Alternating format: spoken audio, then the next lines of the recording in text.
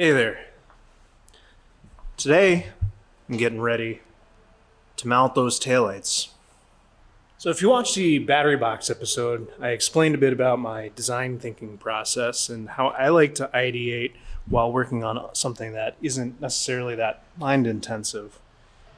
That day's planning turns into today's agenda. I find that really helps kind of keep the momentum on a large scale project like this one.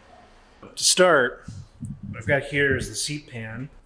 I've trimmed it up, made it nice and symmetrical all around, painted it, and that'll go off to upholstery. So I've already begun working on the taillight mounts. You can see them here held up by magnets, and they're going to splay outwards a little bit.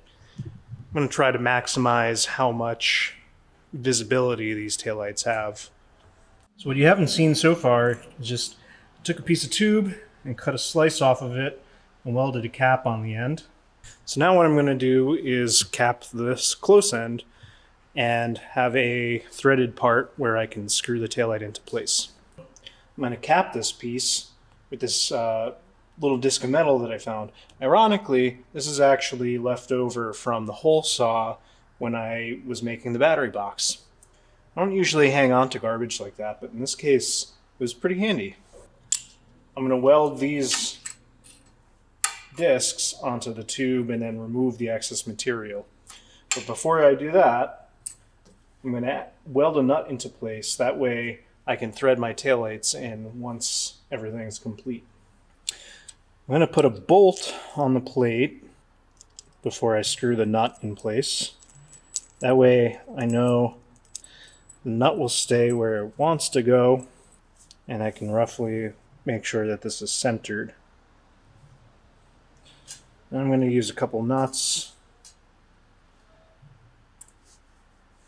Give it a nice steady base when I go to weld. I removed the coating on the piece of steel here. As always, a clean weld is of vital importance. So right before you go ahead and weld, give everything a nice wipe down. Don't touch the surface that you're going to be welding on.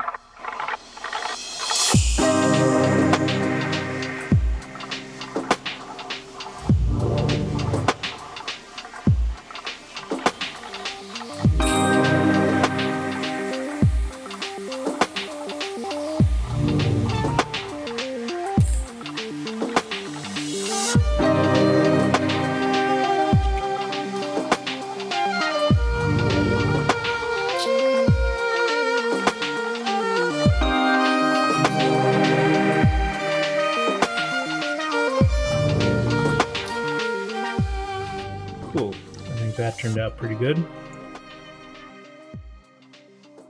Using flange nuts is a nice trick because you get a little extra material to weld with. That way you don't have to worry about bunging up any of those threads. So now I've got my welded on piece. I want to weld this into place, but I want to make sure that it is centered. So I found a washer that fits in there nicely. The thing is, if I put this washer on and I weld that in place, there's no way to get the washer out. So I'm going to cut a little bit off the end.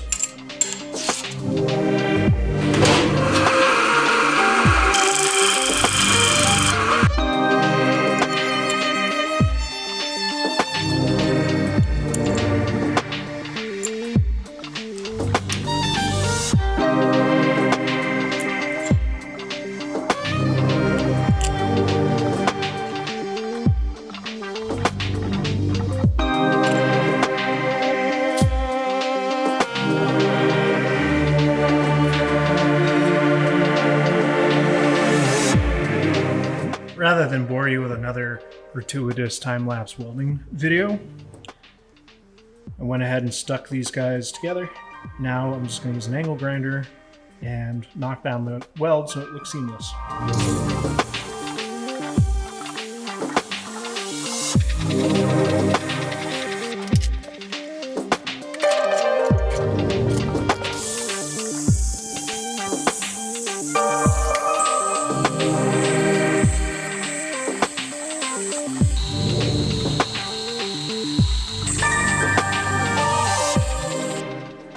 Now, with some judicious use of the grinders and disc sander, I've got these more or less where I need them to be. So I cut the head off of a bolt and stuck it in the threaded part here. And I'm going to throw them in the lathe and clean them up.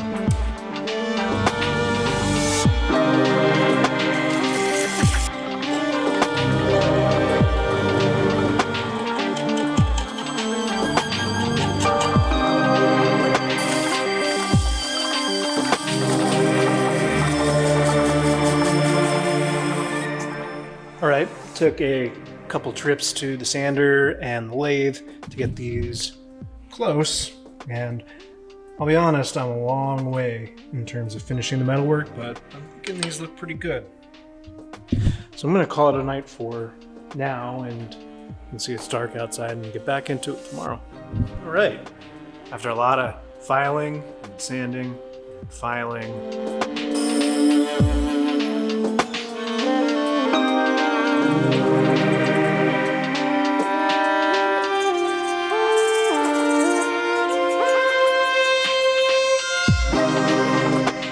I've got two pieces that I'm pretty happy with.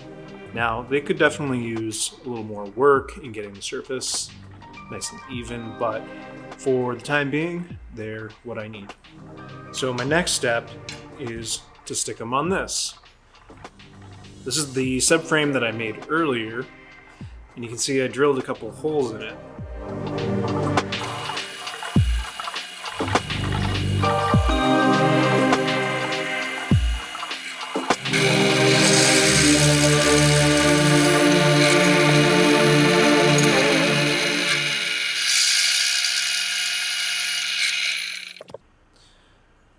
These holes are going to be what the wiring for the taillights pass through. Now, I made them fairly small so that when you look at them from the inside, you don't see a big gaping hole. My next step is going to be taking these two pieces and sticking them on there and welding them into place. But I'll need to figure out exactly where these are going to sit so that everything looks nice and even from the back. Because these things are handmade, they're a little bit different from each other. One's a little bit taller. I think the angles are slightly different, but once I get everything in place and tack it in, it's not really going to be something that you're going to be able to notice. And besides, that's kind of part of the charm of having something that's made by hand instead of something that's stamped out in the thousands anyway. So it might be hard to see on the camera, but what I'm essentially looking to do is get the top of my taillight housing to be level with the top of this subframe. And then I want the bottom edge of this taillight to be roughly in line with the bottom edge of my subframe, so that from a distance, you get this nice kind of sleek line. It's a way to make something look complex, like all of the various geometries going on here, but also simple at first glance.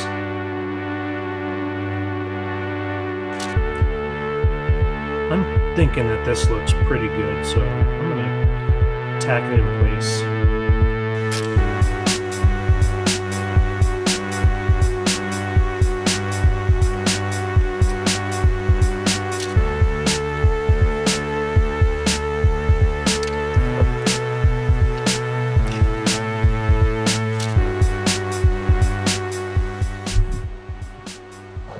Well, I have the first side on, and now comes the hard part, which is making the second side look the same as the first. You can see I've got it welded on that side. Now I need to recreate that over here.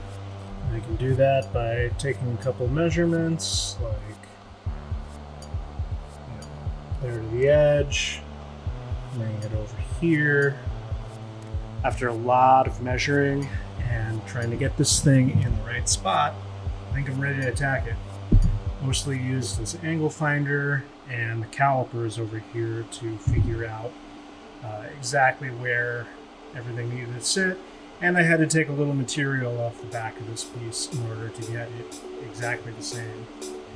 So it should look good once I tack it in, and I'm gonna get to it.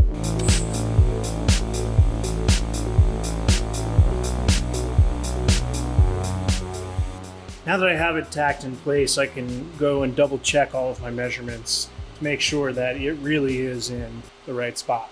This is my last chance. Once I get another tack on there, it's not going to be as easy to move around. Well, I found that I'm within half a degree this way, and all of my measurements in the other directions work out. So flip this guy over and tack it down.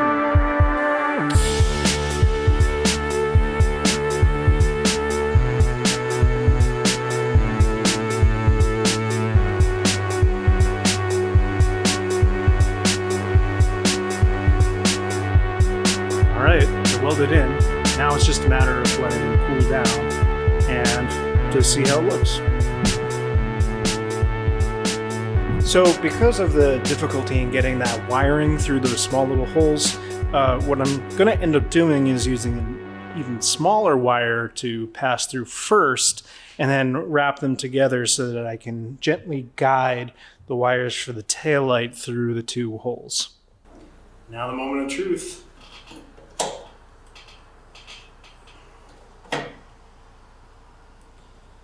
The funny thing about this stuff is you can do all of this work, you have an idea in your head, and sometimes it comes together and you hate it. This is not one of those cases. I actually really quite like what I've got going on here, but I want you to know, like, it's okay to make stuff and not like it afterwards. It's all right to throw it in the scrap bin. Hours wasted, sure, but lessons learned. And that's the important thing. Like, get it done correctly. Don't just slap it together because that's what you got. So I'll need to do some work, leveling this piece out and making sure it's in line with the frame and everything. But I do think that's a pretty cool looking little seat pan. I gotta say I'm pretty happy with how that turned out. I was a little on edge for a bit there, but it came around and it looks good. That's kind of the artist cycle for you. You have an idea, you think it's gonna be cool, you start to put together, you think it looks like garbage, but you persevere and you put the work in and you finally stick it all together and it looks good. Unless it doesn't look good, then just throw it away and start over. So I think that's enough for this one. I know you guys are looking forward to me getting back into this motor, and it's coming, don't worry. I'll be pulling the crankshaft. We're going all out on this thing. But until then, I'll see you around.